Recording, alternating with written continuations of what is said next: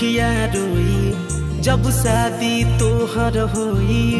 माना तू बात ये गोरी ना रही अपन कोई रे मर जाई छोड़ के जैबू हो मरल